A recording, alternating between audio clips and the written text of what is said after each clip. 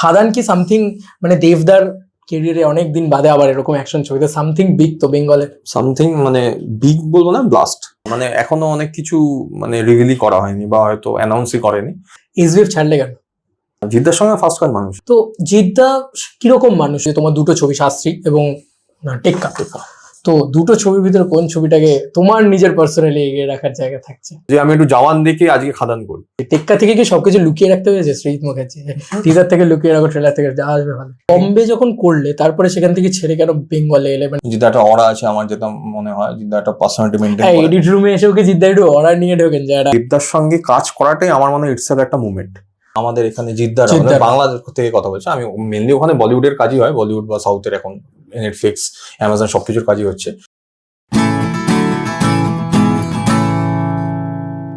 Hey guys, welcome to my channel. আমি মহারাজ। যারা প্রথমবার আমি এইরকম একটা ইন্টারভিউ নিতে এসে একটা এক্সপিরিয়েন্স শেয়ার করি, দীপায়নদার বাড়িতে এলাম, দীপায়নদা একদম পেট ভর্তি করে খাই দিয়েছে, ঘুমিয়ে পড়তে পারি ইন্টারভিউ নিতে যেতে। তো দীপায়নদা, প্রথমে বলো তুমি কেমন আছো? আমি ভালো আছি, তুই কেমন আছিস? চলছে। তো দীপায়নদার পরিচয় আশা করি দীপায়নদা নিজে আরেকটু বেটার দিতে পারবে। আমি আপাতত বলে দিই, তোমরা সব থেকে বেশি যে সিনেমাটাকে নিয়ে এক্সাইটেড, খাদান বা টেক্কা রিসেন্টলি, সেই ছবিগুলোর সমস্ত কিছুরই টিজার, ট্রেলার ইত্যাদি কাটাকাটি দীপায়নদা করেছেন এবং দেবদা খুব প্রশংসাও করেছেন রিসেন্টলি। যে দীপায়নদার জার্নিটা আমি জানতে চাই। দীপায়নদা এখান থেকে মানে একদম স্কুলিং থেকে বা এ থেকে তুমি হঠাৎ করে এডিটার, এই বিষয়টা তোমার মাথায় কীভাবে? আমি after HS film making, animation, VFX এইগুলো নিয়েই পড়াশোনা করি, মানে স্টাডি ছিল আমার ম্যাক থেকে। তো ওখানে গ্র্যাজুয়েশন করার পর আমি মুম্বাইতে যাই এবং ওখানে একটা প্রোমো এজেন্সি আছে, প্রোমো শপ নাম, রাভান, কাজ ওখানেই হয়েছে। শাহরুখের রাভান না, আমাদের এখানে জিদ্দার, বাংলাদেশ থেকে কথা বলছে। আমি মেনলি ওখানে বলিউডের কাজই হয়, বলিউড বা সাউথের এখন নেটফ্লিক্স, অ্যামাজন সবকিছুর কাজই হচ্ছে। ওটা একদম প্রপার প্রোমো এজেন্সি, বিভিন্ন টাইপের প্রজেক্টের ওদের প্রোমো পুরো ক্যাম্পেইন ওখানে হয়। তো ওখানে আমি কাজ করেছি অলমোস্ট 2 ইয়ার্স। আমার ওখানে 10-11টা প্রজেক্ট আছে। আমার স্টার্টিংই হয় রুস্তম দিয়ে, মানে অফিসিয়াল রুস্তম আমার ফার্স্ট কাজ। অ্যান্ড দেন ওখানে 2 বছর ওখানে কাজ করে, ওখানেই আমার স্কুলিং বলতে পারিস। প্রোমোর স্কুলিং মানে ট্রেলার, টিজার শেখা, কাটিং, একদম বেসিক থেকে একদম লেভেল থেকে ওখানে শেখা।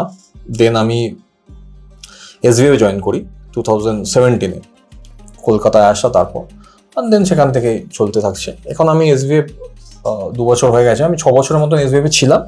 এসবিএফে বিভিন্ন প্রজেক্ট করেছি, হইচইতে প্রচুর কাজ করেছি। দেন এখন আমি টোটালি ফ্রিল্যান্স করছি, ইন্ডিভিজুয়ালি কাজ করছি বেসিক্যালি। সিনেমার কাটা আর ট্রেলার টিজার কাটা, এর ভিতরে ডিফারেন্টটা কি? আর তোমার মানে ছোটবেলা থেকে এরকম ইচ্ছে ছিল যে এডিটার হবো? না, সত্যি কথা বলতে ওগুলো মানে বাজে কথা যদি কেউ বলে থাকে, আমি জানি না, বাট আমার কাছে তো ওটা মনে হয় বাজে কথা, যে ছোটবেলা থেকে ইচ্ছে ছিল। যখন আমি অ্যানিমেশন বা ওই লাইভ অ্যাকশন ফিল্ম বা কার্টুন টাইপের ব্যাপার স্যাপারগুলো আমার খুব ভালো লাগতো। তবে ছোটবেলা থেকে যেটা একটা টার্গেট বা যেটা একটা ইচ্ছা ছিল বা ভালো লাগতো বলতে পারি, সেটা ছিল ফিল্মের ব্যাপারে একটু ন্যাক ছিল বেশি, আর ডিরেক্টর হবো ওই রকম একটা ব্যাপার ছিল। বাট তারপরে আমি যখন স্টাডি করছিলাম ফিল্ম মেকিং নিয়ে, তখন আমি দেখলাম যে আমার এডিটিংটা বেশ ভালো লাগছে, আমি এডিটিংটা হয়তো পারি। সেখানে ফ্যাকাল্টিদের পছন্দ হতো। দেন আমি ওখানে কমপ্লিট করার পরে আমি ওখানে বেসিক লেভেলে মানে এডিটিং ফেডিটিংও শেখানো হতো। সেগুলো করার পরে আমি মনে হয় দেন আমি একটা ট্রাই করতে পারি মুম্বাইতে গিয়ে। কারণ সত্যি কথা বলতে বেঙ্গলে প্রথমে ট্রাই না, আমার এখানে সেরকম ভাবে ওই রকম ব্যাকগ্রাউন্ড আমার ছিল না যে হ্যাঁ এখানে কোনো মানে ফিল্ম বা ওই ডিপার্টমেন্টের থেকে কারোর সঙ্গে কানেকশন আছে বা কিছু। আমি জানতাম না এখানে কে কি কাজ করছে, কিরকম কাজ করছে। ফিল্ম দেখা হতো বাট কোনো কানেকশন ছিল। বাট যেহেতু আমার একটা মিউজিক্যাল ব্যাকগ্রাউন্ড আছে, তার জন্য কিছু বম্বের কানেকশন ছিল। তো আমি ওখানেই যাই, মুম্বাইতেই যাই। মুম্বাইতে গিয়ে দেন লাকি ছিলাম, লাকিলি আমি প্রোমো শপে চান্স পাই এবং তারা আমাকে যথেষ্ট গাইড করেছে। সেখান থেকে স্টার্ট। আচ্ছা, বম্বে যখন করলে তারপরে সেখান থেকে ছেড়ে কেন বেঙ্গলে এলে? মানে এই বিষয়টা কিভাবে? সেখান থেকে ছেড়ে, এটা অনেকেই জিজ্ঞেস করে, সেখান থেকে ছেড়ে আসার সেরকম কোনো রিজন ছিল না। কিন্তু আমি যখন কাজ করছিলাম তখন এসবিএফ এর কথা শুনেছি। এসবিএফ এখানে অনেক বড় হাউস তখনও ছিল, এখনও আছে। তাছাড়া বেঙ্গলের প্রতি আলাদা টান আছে। আর ওখানে বেঙ্গলে এসে টলিউডের হয়ে কাজ করবো বা সেখানে কিছু করবো, তার একটা ইচ্ছে ছিল। তার জন্যই এখানে আসা। আর সেরকম কোনো বড় রিজন ছিল না, আলাদা কোনো রিজন ছিল না ওখান থেকে ছেড়ে আসা। ওখানেও ভালো কাজ করছিলাম, এখানে এসে অনেক ভালো ভালো প্রজেক্ট করেছি।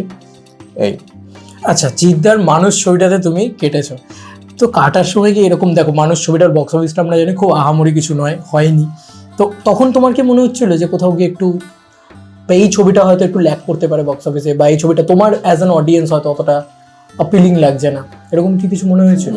না, সেরকম কিছু না। দেখ, আমরা যখনই অবভিয়াসলি আমাদের যে কন্টেন্টের আমরা ট্রেলার টিজার করি বা কিছু করি, কন্টেন্টটা আমাদের আগে থেকে দেখতে হয়। যেই পর্যন্ত এডিট করাই হবে, মানে যে লেভেলই থাকুক সেটা রেডি, সেটা আমাদের দেখতে হয়। বাট আমরা কিন্তু ফিল্মটা কতটা বা সিরিজ বা যাই কন্টেন্ট হয়ে থাকুক সেটা কতটা চলবে বা কতটা ভালো হবে সেই ভেবে কিন্তু ট্রেলার টিজার করতে বসি না, বা অডিয়েন্স এটাকে কিরমভাবে অ্যাকসেপ্ট করবে ওটা তো কারো হাতেই নেই। সবাই জেনে গেলে তো হয়েই যেত, সব কিছুই তাহলে হিট হতো, বা সবাই সেরকম টাইপেরই একদম অডিয়েন্সের পছন্দ হবে সেরকম টাইপেরই কন্টেন্ট তৈরি করতে পারতো। তো আমরা সেই ভেবে কখনো কাজ করতেও বসি না, বা কাজ করার মানসিকতাও সেইভাবে স্টার্ট হয় না ওই দেখে। আমাদের যেটা চেষ্টা থাকে যে ফিল্ম যাই হয়ে থাক বা কন্টেন্ট যেরকমই হয়ে থাকুক, আমাদের কাছে বেস্ট পসিবল ওয়েতে অডিয়েন্সের কাছে ট্রেলার টিজার বা প্রোমোটাকে ডেলিভার করা, যাতে দেখতে শুনতে অ্যাট্রাকটিভ হয়, একটা ইন্ট্রিগ মানুষের মধ্যে তৈরি করা, মানুষ যাতে হলে বা সে টিভিতে হোক বা টেলিভিশনে হোক বা ওটিটিতে হোক যেখানেই হোক কন্টেন্টটাকে কনজিউম করবে বা দেখবে, সেই ইচ্ছাটাকে জাগানোর জন্যই আমাদের কাজ। তো ওটাই আমাদের মেইন মোটো। কন্টেন্ট এবার হিট করবে কি করবে না ওটা ওরমভাবে বলাও যায় না। আর আমরাও বেসিক্যালি আরেকটা ব্যাপার হলো, আমরা যখন আমরা এডিট করি মেনলি, এটা সবাই জানবেও না, আমরা তো তোরা যেটা দেখছি একদম ফুল পলিশ, আর আমরা যখন সিনেমা দেখি বা আমরা যখন কাজ করি সেটা একদমই বলা যায় ন্যাড়া অবস্থা থেকে, না অফলাইন, মানে না সাউন্ড থাকে, মানে একটা কথা মারলেও তার কোনো ফলিও থাকে না, মানে তার কোনো এসএফএক্সও থাকে না, হয়তো ডাব থাকে না, মিউজিক বিজিএমও থাকে না। তো আমরা একটা বোঝাটাও ডিফিকাল্ট। হ্যাঁ, মানে ওরম ভাবে আমরা এখন কাজ করতে করতে বুঝে গেছি, একটা ইনস্টিংক্ট চলে আসে বা কিরম কি হতে পারে বা কতটা কি হতে পারে। কিন্তু আমরা যেটা দেখি সেটা দিয়ে জাজ করা ইজ ভেরি ডিফিকাল্ট, কি ওটা কতটা সাকসেস পাবে বা কিছু পাবে। তবে হ্যাঁ, কিছু কিছু কাজ ইনস্ট্যান্টলি দেখলেই বোঝা যায় যে হ্যাঁ, এটা দারুণ সাফল্য, মানে সাকসেসফুল হতে পারে, বা এটা দারুণ হিট করার পর্যায়ে আছে, বা এটা দারুণ কন্টেন্ট। সেটা আমরা অনেক সময় দেখতে দেখতে এটা মনে হয় ইনস্ট্যান্ট সেটা হিট করে, যে বা এটা হেভি, এটা কাজ করলে আমাদের হেভি লাগবে। তবে খালি মানুষ বলে না, যে কোনো আরো যাই কন্টেন্ট সেরকম ভাবে আমরা কখনো দেখতে বসি না যে এটার ফিউচার কি। আচ্ছা, জিদ্দার যখন করলে টিজারটি, তুমি তো বেশি জিদ্দার সাথে কাজ করনি, মানুষই বোধহয় একমাত্র করেছো। হ্যাঁ, জিদ্দার সঙ্গে ফার্স্ট কাজ মানুষই করেছে। তো জিদ্দা কিরকম মানুষ, মানে সেই জিনিসটা কিভাবে দেখলে তুমি, যে টিজার কাটতে গেলে সেই কতটা ইনভলভ থাকে প্রতিটা প্রজেক্টে, বা কিরকম কি করেন?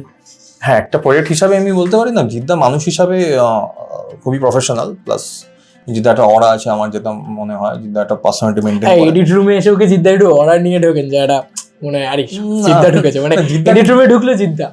না, জিদ্দাকে দেখলেই একটা ব্যাপার আসে, আমি সেরকম জানি না কেন, বাট জিদ্দাকে দেখলেই একটা ব্যাপার আসে। জিদ্দা হয়তো খুব রাগী মানুষ, মানে এটা আমার ফিল হয়, যেটা আমার দেখে মনে হয়, বা কিছু ওরকম ভাবে মনে হচ্ছে, বাট সেরকম নয়। বাট যখন কথাবার্তা বলেছি সেরকম একদমই নয়। আর হ্যাঁ, ইনভলভমেন্ট তো ছিলই, কারণ আমি জিদ্দার প্রোডাকশনে গিয়ে ওখানে টিজার ট্রেলার করেছি, কাজ করেছি। তো জিদ্দা উপরতলে থাকতো অফিসে বা বা অন্য কোনো কাজে হোক বা যাই হোক, কোনো পয়েন্ট দেওয়ার থাকতো বা কোনো অ্যাডভাইস দেওয়ার থাকতো বা কোনো কিছু চেক করা হলে জিদ্দার সঙ্গে সঙ্গে নিচে নামতো, এসে বসতো, দেখতো। তো সেরকমই দেখতো না, খুব কোঅপারেটিভ, আমরা যেটা বুঝতে সুপারস্টার হওয়া। অবশ্যই একদম। আচ্ছা, এবার রিসেন্ট টাইমসে দাদার সব থেকে প্রশংসিত কাজ সেটা হচ্ছে খাদানের টিজার দেখেছে, সবাই প্রশংসা করেছে, এপার বাংলা ওপার বাংলা সব জায়গা থেকে প্রশংসা এসছে। ইভেন কি তোমার তো দেখেছো বিভিন্ন বিদেশ থেকেও রিয়াকশনস পাচ্ছ। তো এই প্রজেক্টটা বানানোর সময় একটা কিন্তু অ্যালিগেশন উঠেছে, জওয়ানের কপি, সালারের কপি, কেজিএফের কপি, কমার্শিয়াল ছবি হলেই এই অ্যালিগেশনটা ওঠে। তোমার মাথায় এটাকে নিয়ে কীরকম লাগে? কারণ একটা মানুষ প্রচুর খেটে কাজ করে, এই মানুষগুলো ব্যাক অফ দ্য ফিল্ম প্রচুর খেটে কাজ করে, তো সেইটাকে তুমি কি বলবে, যে এইটাকে কি নজরে দেখো যখন দুম করে একটা কেউ কপি বলে দেয় বা বলে দেয়? অনেক কিছু ব্যাপার এখানে আসে। সেটা হলো, যেই প্রজেক্টে আমরা করছি, আমরা ইন্ডিয়াতে এত কন্টেন্ট আমাদের বিভিন্ন ইন্ডাস্ট্রি থেকে, বিভিন্ন রিজিয়ন থেকে আসে, আমরা সেটা কনজিউম করি। হয়তো একই রকম ফ্লেভার বা একই রকম স্টোরি বা একই রকম দেখতে বেসিক্যালি হয়তো আমরা আগেও দেখে এসেছি বা ওরকম লাগে। তো সেক্ষেত্রে কারণ খাদানের লুক অ্যান্ড ফিল দেখতে হয়তো একই লাগতে পারে, সে তার জন্য মানুষ বলছে, কিন্তু খাটনিটা খালি আমার একার নয়, বিশাল বড় টিম, খালি খাদান বলে না, যে কোনো প্রজেক্টে বিশাল বড় টিম কাজ করে। হয়তো ট্রেলার টিজারের ডিপার্টমেন্টে আমি কাজ করছি, তার সঙ্গে বিজিএম এর লোক আছে, আরও আলাদা ডিপার্টমেন্টের মানুষ আছে, কিন্তু এইটুকু বলবো ফিল্মের দিক দিয়ে যে ওয়েট অ্যান্ড ওয়াচ, এখনও কন্টেন্ট অনেক কিছু আসার বাকি আছে খাদানের তরফ থেকে, যেগুলো দেখলে আমার মনে হয় এই যে কপি মনে হচ্ছে এই সালার কি কেজিএফ জওয়ান যেই ফিল্ডটা মনে হচ্ছে ওরকম টাইপের, সেটা কপি কি একদমই টোটালি আলাদা বা কি সেটা পরে বোঝা যাবে ভালো মতো আমার মনে হয়। দাদা এমনিও খাদান নিয়ে বেশি কিছু বলবে না, বারণ করে দিয়েছে দেখতে হবে। বারণের কিছু নেই, কিন্তু আমাদের একটা যেহেতু এখনো সামনে এটা রিলিজ আছে, তো বেশি কিছু এটা নিয়ে না বলাই বেটার। হ্যাঁ, একটা শুধু জিনিস আমার বলার, যে খাদান তো সামনে রিলিজ আছে, খাদান নিয়ে সবাই বলে সামথিং বিগ, তো এটা শুধু বলো যে খাদান কি সামথিং, মানে দেবদার কেরিয়ারে অনেক দিন বাদে আবার এরকম অ্যাকশন ছবিতে সামথিং বিগ তো বেঙ্গলে। সামথিং মানে বিগ বলবো না, ব্লাস্ট। বিগের শো যদি কিছু বেশি কিছু হয়ে থাকে সেরকম কিছু আসে। ওকে, তো পুজো রিলিজ তোমার দুটো আছে এবছর, পুজো রিলিজটা একটু থমথমে ব্যাপার, যাই হোক তারপরেও আমরা বলবো যে তোমার দুটো ছবি শাস্ত্রী এবং টেক্কা, তো দুটো ছবির ভিতরে কোন ছবিটাকে তোমার নিজের পার্সোনালি এগিয়ে রাখার জায়গা থাকছে? এটা মানে বলবেই না, কন্ট্রোভার্সি, ডিপ্লোম্যাটিক দেবে দেখো। ওর ডিপ্লোম্যাটিক অ্যান্সার দেওয়ার কিছু নেই, দুটোইকেই মানুষ আমার মনে হয় ভালোবাসবে বা পছন্দ হবে। দুটো ফিল্মই দু রকমে টোটালি আলাদা, একটা একদমই থ্রিলার জোনে, আর আমার মনে হয় আরেকটা আছে কাইন্ড অফ ড্রামা জোনে আছে, আরও অনেক কিছু। ওটা যখন কন্টেন্ট আসবে, ট্রেলার বেরাবে বা যাই বেরাবে, তখন তো আরও ভালো করে বোঝা যাবে। দুটোই মানুষের ভালো লাগবে হোপফুলি। আচ্ছা, সৃজিত মুখার্জির সাথে যখন কাজ করছো, তোমার অনেকগুলো কাজ হয়েছে সৃজিত মুখার্জির সাথে, উনি কি এডিট টেবিলে সত্যি বসেন এবং উনি কিভাবে দেখেন যে এই যে একটা টিজারকে তুমি ওয়ান টেকে ওকে হলো বা কিভাবে, মানে ওনার থট প্রসেসটা কি থাকে? কারণ উনি খুব সাংঘাতিক, আমাদের মানে সব থেকে সাকসেসফুল ডিরেক্টর হিসেবে বেঙ্গলে তো সৃজিত মুখার্জির নামটা একদম শীর্ষে থাকবে, তো সেই জন্য শ্রীদার সঙ্গে আমার বেসিক্যালি অনেকগুলোই মানে 7-8টার উপরে কাজ হয়ে গেছে। তো আমি শ্রীদার টেক্কা থেকে, ও বাই দ্য ওয়ে আমি একটা জিনিস মিস করেছি, টেক্কা থেকে কি সবকিছু লুকিয়ে রাখতে হয়েছে সৃজিত মুখার্জি? টিজার থেকে লুকিয়ে রাখো, ট্রেলার থেকে যা আসবে ভালো না, ওরকম কিছু না। তবে থ্রিলার জোনে যখন কোনো প্রোমো কাটা হয়, মানে ট্রেলার টিজার বা অন্য কিছু যাই কাটছি, তো আমি চেষ্টা করা হয় যে যত গিভওয়ে বেশি, মানে স্টোরি না বেরালো বা যেটা লুকিয়ে রাখার দরকার সেটুকু না করলেই নয়। তবে সিদ্ধার সঙ্গে যেহেতু অনেকগুলো কাজ হয়ে গেছে, তো আমি হোপফুলি সিদ্ধার পালসটা জানি, সিদ্ধার কিরম টাইপের ফিল্ম বানাবে, সিদ্ধার কিরম চায়, সিদ্ধার ভিশন কি, সেগুলো জানি আমার মনে হয়। সৃজিৎ মানুষ হিসেবে খুব মানে এই যে যেরকম আমরা ছবির ভিতরে দেখতে পাই যে সৃজিৎদের ক্যারেক্টার মানে সেটা একটা অন্য একটা ভার্সে কথা বলে, অন্য একটা ইয়েতে চলে, সেটাই কি শ্রীদা যেরকম, আমার মতে শ্রীদা যেরকম ভাবে নিজেকে পোর্ট্রে করে সামনে, সেটাই শ্রীদা সোজা সবটা কথা বলতে ভালোবাসে, শ্রীদা কাজ নিয়ে প্রচন্ড রকমের সিরিয়াস। এডিট টেবিলে বেশি বসার কথা হচ্ছে বড় কথা। প্রথমের দিকে যখন আমি যখন শ্রীদার সঙ্গে ফার্স্টের দিকে, তখন শ্রীদা প্রতিনিয়ত বসতো বলতে পারি। এখন সেই বসাটা হয়তো আমার উপরে এখন অনেক বেশি আস্থা রাখেন, এখন খুব বেশি বসতে না হলো, কিন্তু হ্যাঁ মানে ট্রেলার টিজার যখনই মেইন প্রোমো বা মেইন কন্টেন্ট তার ফিল্ম বা তার সিরিজ বা যেই কন্টেন্টই হোক, তার জন্য আমি যখন কাজ করি, তিনি সেটার সঙ্গে যুক্ত থাকেন সবসময়। কি যেতে পারে, কি হতে পারে, সেই নিয়ে একটা আমাদের মধ্যে আলোচনা হতে থাকে, তো তার ইনপুট থাকে। আর ইভেন আমি কাজ স্টার্টের আগেই হয়তো শ্রীদাকে আগেই জিজ্ঞেস করে নিই যে তুমি কি ভাবছো, বা তুমি কি চাইছো, বা তুমি কিভাবে দেখছো, তার ভিশনটাও তো খুব ইম্পর্টেন্ট। আফটার অল তুমি সেই কাজের স্রষ্টা, মানে ডিরেক্টর। একটা জিনিস জানার আছে, ধরো তুমি খাদানের মতন প্রজেক্ট এডিট করছো, টিজার এডিট করছো, কখনো মনে হয় যে একবার জওয়ানের টিজারটা দেখে নিই, বা এরকম একটা পপুলার যে ছবিগুলো আছে বা নন পপুলার হতে পারে, সাউথের কোনো রেফারেন্স দেখে সেটার মতন করে করার চেষ্টা করি, বা সেটা থেকে কিছু শিখে নিয়ে তারপরে এখানে ইমপ্লিমেন্ট করি, এরকম কি কখনো মনে হয় না? একেবারেই নিজে ওইগুলো আমরা বিভিন্ন রকম আলাদা করে আমাদের বেসিক্যালি আর কিছু দেখার দরকার পড়ে না, কারণ আমরা এমনিও প্রতিনিয়ত বিভিন্ন টাইপের কন্টেন্ট দেখে থাকি।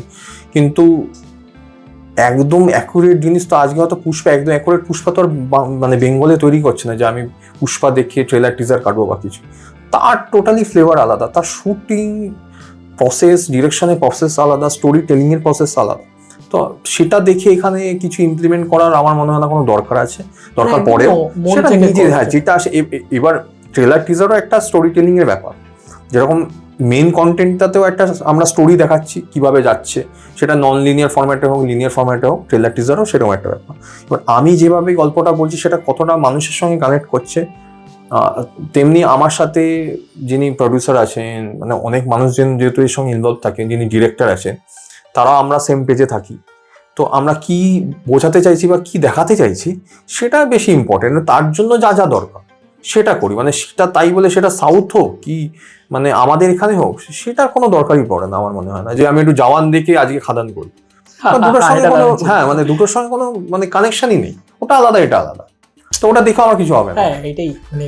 আর আরেকটা জিনিস যেটা তোমার কতটা ডিফিকাল্ট হয়, মানে তোমরা তো একদম র ফুটেজ দেখো, পুরো ছবিটা কোনো সময় তৈরি হয় না, তো সেইখান থেকে তুমি কিভাবে বাছাই করে নিয়ে আসো যে একটা এত সুন্দর গল্প তৈরি করা, একটা 1 মিনিট 1.5 মিনিটের গল্প তৈরি করা is too much difficult rather মানে 2.5 ঘন্টার গল্প তৈরি করা। দেখো সবার কাজই সবার কাছে যথেষ্ট টাফ হয়, আমি এরকম বলতে পারবো না যে আমার কাছে সবচেয়ে টাফ সবারটা ইজি, সেটা একদমই নয়। তবে হ্যাঁ অনেকটাই ডিফিকাল্ট।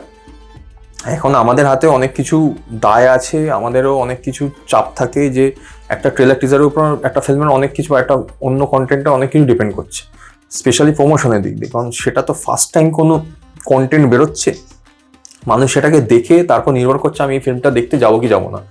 অ্যাটলিস্ট 100% মানুষ তাহলে 50% 40% থাকছে, সেখানেই যদি ধারায় ট্রেলার টিজারটা যদি সেখানেই খারাপ হয় তাহলে কেউ দেখতে যাবে না।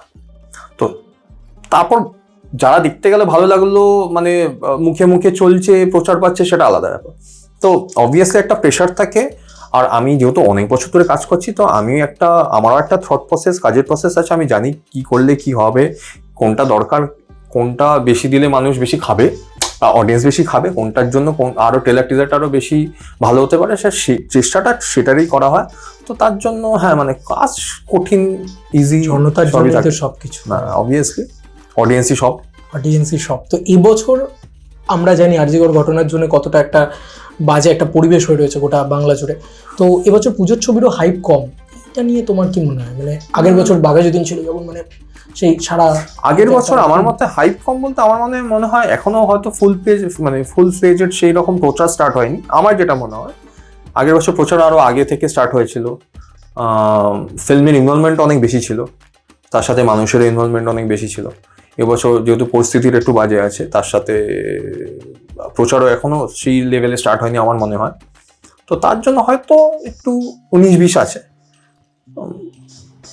একজন সিনেমা কর্মী হিসেবে তুমি তো দর্শককে বলবে যে অবশ্যই সিনেমা হলে দেখুন সিনেমা, অবশ্যই, কারণ স্ত্রী 2 যদি দেখতে পারেন তাহলে প্লিজ দয়া করে বাংলা ছবিও দেখুন, এটাই আমারও বলার। তো তোমার আপকামিং প্রজেক্ট কি কি আসছে? আপকামিং প্রজেক্ট তো সব বলা যাবে না কি কি আসছে, কারণ অনেক প্রজেক্ট এখন চলছে যেগুলো এখনো বড় ছবি আসছে।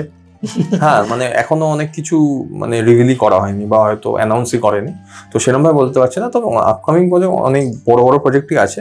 তবে নেক্সট ভালো প্রজেক্ট যেরকম খাদান তো আছে, দেবদার কিছু আছে খাদানের পরে তোমার হাতে? আপাতত সেটা দাদা বলতে পারবে আমার মতো বেস্ট। দেবদা বলতে পারবে যে এরপরে দেবদা কি করছে। আর দেবদা খুবই অ্যাক্টিভ, সবাই জানে, সোশ্যাল মিডিয়াতে হোক বা নিজের কাজের প্রতি মানে এতই সে সিরিয়াস অ্যান্ড প্রতিনিয়ত সে আপডেট দিতেই থাকে। তো দেবদার ইন ফিউচারে যেই প্রজেক্টে আসবে না কেন সেটা সবার আগে দেবদাই জানাবে, সেটা তোমরা ভালো করে জানতে পেরে যাবে, আমাকে আলাদা করে বলতে হবে না কিছু। দেবদার সঙ্গে কাজ করা এবং এই যে এডিট করা, তো এডিট কিভাবে, এডিট টেবিলে দাদা বসতেন বা কি, দাদা কি ইনভলভমেন্ট থাকে তোমার টিজার ট্রেলারের ক্ষেত্রে, বা এক টেকে কি ওকে হয় দাদা, মানে একটা টিজার বানালে সেটা দাদা পছন্দ করে নিল বা এরকম? দাদা সম্পর্কে জানতে চাই আর কি। না ফার্স্ট অ্যাকচুয়ালি মানে দেবদার ফার্স্ট কাজ আমি এখানে যখন এসে করেছিলাম সেটা হলো অ্যামাজন অভিযান। তখন মানে দেবদা আমাকেও চিনতো না, আমিও দেবদার সঙ্গে ওরকম ডাইরেক্ট আমার কোনো কানেকশন ছিল না। তখন আমি এসবিপি থ্রু দিয়ে অ্যামাজন অভিযান করেছিলাম। তারপরে গোলন্দাজ করার পরে কিসমিস, আরও কাছের মানুষ যা যা আছে, তখন তো আমার সঙ্গে দাদার একটা ডাইরেক্ট কানেকশন হয়, দাদার প্রোডাকশনের থেকে সেই কাজগুলো করছি। দাদা হ্যাঁ মানে অনেক ক্ষেত্রে সব ক্ষেত্রে দাদাকে যে বসতে হয় সবসময়, দেখো আমাদের যে প্রসেসটা হলো আমাকে প্রথমে একটা কিছু স্ট্রাকচার রেডি করতে হয়, তারপর তো আমি কাউকে দেখাবো, সেটা মানে সেটা ধরো দাদা দেখলো, দাদার এবার তারপর সেটা পছন্দ হলো কি হলো না সেটা তার পরের প্রসেস, কিন্তু আগে মানে প্রথম থেকে তাকে বসতে হয় না, তো একটা প্রসেস আছে সেইভাবে সে বসে, বা কখনো আমি তাকে পাঠালাম সে চেক করলো, চেক করে সে বললো যে হ্যাঁ এটা ওকে আছে বা তার কিছু ইনপুট থাকলো, তবে হ্যাঁ কিছু কাজ তো অবভিয়াসলি 1-2 টেকের মধ্যে ওকে হয়েছে, পছন্দ হয়েছে, তা সেইভাবে চেষ্টা করা হয় যে যত ভালোভাবে যত ইজিলি কাজটাকে ডেলিভার করা যায়। দেবদা মানুষ হিসেবে খুব ভালো, আমরা সবাই জানি। তো দীপায়নদা কিছু মানে স্পেশাল কিছু যদি এক্সপিরিয়েন্স শেয়ার করতে চাও দেবদার সাথে কাজ করার একটা মুহূর্ত, যেটা তুমি খুব মানে এটা খুব এক্সক্লুসিভ আর কি, সেটা যদি বলো, এমন একটা মুহূর্ত যেখানে তুমি খুব আমি মানে এটা আমি আলাদা করে কোনো মুমেন্ট বলবো না, কারণ দেবদার সঙ্গে সত্যি কথা বলতে দেবদা একদম মাই ডার্লিং, ঠিক আছে, আর প্রচন্ড হাম্বল অ্যান্ড ডাউন টু আর্থ, সেটা যারা অ্যাকচুয়ালি কাজ করছে বা যারা দেবদার সঙ্গে জনগণ হয়তো এটা জানে, দেবদার সঙ্গে যে একটা কানেকশন আছে যাদের, তারা ভালো করে জানে, এটা আমাকে আলাদা করে বলার কিছু নেই, কিন্তু আলাদা করে মুভমেন্টে বললাম না, দেবদার সঙ্গে কাজ করাটাই আমার মনে হয় ইটসেলফ একটা মুভমেন্ট, দেবদার সঙ্গে কাজ করতে পারাটাই ইটসেলফ একটা মুভমেন্ট, কারণ এত ফ্রিডম, এত হোমলি ব্যাপার, সেটা আমার মধ্যে দেবদার সঙ্গে যারা কাজ করে সেই ব্যাপারটা পায়, তো একটা ওই নিজের ভিতর থেকে আসে যে দেবদার সঙ্গে কাজ করছি, এই কাজটাকে ভালো করে করতে হবে, নিজের মধ্যে থেকে সেই ব্যাপারটা আসে, মানে এটাকে ক্রিয়েট করতে হয় না বা সেরকম কিছু করতে হয় না, মানুষটাই এতটা মানে ইজিলি তোমার সঙ্গে ফ্রেন্ডলি মিশে যেতে পারবে, সে ক্রিয়েটিভলি তুমি তার সঙ্গে কাজ করছো কি প্রফেশনালি তার সঙ্গে কাজ করছো, হোয়াট এভার যা করছো, কিন্তু একদম সে তোমার সঙ্গে তোমার মতন করে মিশবে। আর দেবদার সবচেয়ে বড় গুণ যেটা আমি বলবো, যে তোমার কাজ দেবদার যদি ভালো লেগে থাকে, সে যদি সত্যি তুমি মানে ভালো কাজ দিতে পারছো বা সেটা বুঝতে পারছো বা তুমি ট্যালেন্টেড, সেটা যদি দেবদা বুঝতে পারে, নিজে জানতে পারে, দেবদা অবভিয়াসলি সেই ক্রেডিটটা দেয়, একদম সুপারস্টার বা মেগাস্টার যাই বলো না কেন, দেবদা মানুষকে যারা যারা দেবদার সঙ্গে কাজ করছে তাদের খোঁজ খেয়াল রাখে, প্লাস তাদেরকে সেই ক্রেডিটটা দেয় যে হ্যাঁ এই কাজটা করছে বা এই ব্যাপারের জন্য সত্যি ডিজার্ভিং, সেই ব্যাপারটা দেবদার মধ্যে আছে। দেবদার সম্পর্কে অ্যাকচুয়ালি যাই বলো তাই কম, না আমি হয়তো সারাদিন ধরে দেবদার জন্য বলে যেতে পারি। তো এসবিএফ ছাড়লে কেন? না এসবিএফ ছাড়লাম কেন ওরম কোনো মানে অবভিয়াসলি ওরম কোনো বড় সড়ো কোনো কারণ নেই, আমি এসবিএফ এ বেশ অনেক বছর ধরেই কাজ করছিলাম, মানে জবই বলতে পারো, ওখানে প্রোমো এডিটর হিসাবে কাজ করছিলাম অলমোস্ট 6 বছরের মতো, অনেক প্রচুর ফিল্ম ওখানে করেছি, মানে ওই টাইম 2017 ওখান থেকে ওই টাইমে মানে 99% ফিল্মই আমার, তার মধ্যে হইচই যখন ফার্স্ট টাইমে 3-4 বছর স্টার্ট হয়, ওইগুলো ম্যাক্সিমামই কাজ আমার, তো আমি মানে এসবিএফ এর সঙ্গে প্রচুর কাজ করেছি। ছাড়লাম কেন, আমার মনে হলো নিজের যে এবার একটু চেঞ্জ আসা দরকার, না চেঞ্জ মানে আমি একটু এবার, যখন আমি অবভিয়াসলি এসবিএফ এর কাজ করছি তো খালি এসবিএফ এর কাজই করছি, বাইরের কাজ আমি সেরকম করছিলাম না বা করতে পারছিলাম না, তো আমার মনে হলো এবার একটু বাইরের কাজও করি সাথে, তো আমার কাছে ভ্যারিয়েশনটা থাকবে, আরো কাজের ব্যাপার আসবে, আরো ওপেন হবে, এর জন্যই তো আমার তখন মনে হচ্ছে যে এবার একটু ইন্ডিভিজুয়ালি কাজ করি, তাই আমার ছাড়া, আর সেরকম কোনো বড় কোনো কারণ নেই যে আমার এসবিএফ ছাড়লাম বা কোনো ব্যাপার আছে। দেবদা জিদ্দা দুজনের সাথেই কাজ করেছো, জিদ্দের সাথে যদি একটা ছবি করেছো, দেবদার সাথে অনেকগুলো কাজ, তো কি ডিফারেন্ট ফেলে দুজনের ভিতরে, কে বেটার, কিরকম লাগে? এই ভার্সাসটা সারাক্ষণ চলতে থাকে তো সোশ্যাল মিডিয়ায়। আমি ভার্সাস করবো না, একদমই ভার্সাস করবো না, দুজন মানুষ দু রকমের, তাদের তাদের মতনই, তবে সত্যি কথা বলতে আমি জিদ্দার সঙ্গে প্রচুর কাজ করিনি, তো আমি জিদ্দাকে ওরকম ভাবে মানে কি বলবো ডিফাইনও করতে পারবো না, তবে আমি ওই স্টার্টিংয়ের দিকে যেটা বললাম যে জিদ্দা মানে যতটুকু জিদ্দাকে আমি কাজের মধ্যে থেকে পেয়েছি, জিদ্দা প্রফেশনালি কাজ নিয়ে জিদ্দা প্রচণ্ড সিরিয়াস, তাকেও বিভিন্ন কাজের টাইমে যতটা হেল্প দরকার জিদ্দার থেকে আমি পেয়েছি, তার কোনো ইনপুট দেওয়া হোক বা যাই হোক, জিদ্দাও প্রচণ্ড হাম্বেল, জিদ্দার সঙ্গে কাজ করেও মানে আমার কখনো ওই চাপটা নিতে হয়নি যে বাবা কি না কি বলে দেবে বা কিছু হবে, তো আর দেবদার তো বললামই। লাস্ট দাদার কাছে আসবো, যে এডিটার হিসেবে তুমি বড় ছবি এমডি কালাম বা এরকম ধরনের বড় নামগুলো আমরা যখন দেখি বড় পর্দায়, এরকম ধরনের ইচ্ছে আছে যে বড় ছবি, পুরো ছবিটাই তুমি এডিট করবে, এরকম কোনো শখ আছে? হ্যাঁ মানে আমি এখনো সেরকম ভাবে ইয়ে করিনি যে আমি একদম বড় ফিল্ম বা যাই হোক কন্টেন্ট আমি কাটবো, যদিও আমি একটা কন্টেন্ট রিসেন্টলি ক্যামেলে প্রোডাকশনে ফ্রাইডে যে ওটিটি আছে ওখানে লেডি চ্যাটার্জি বলে একটা ইয়ে আছে, ওটা আমি করেছিলাম, তো ওই কন্টেন্টটা পুরোটাই আমার কাটা, পুরোটাই আমার রেডি। তবে অবভিয়াসলি ভালো সুযোগ বা ভালো কোনো স্ক্রিপ্ট বা ভালো কোনো গল্প হলে, তার চান্স আসলে অবশ্যই করার ইচ্ছা আছে। আর বলিউডে ফিরে যাবে?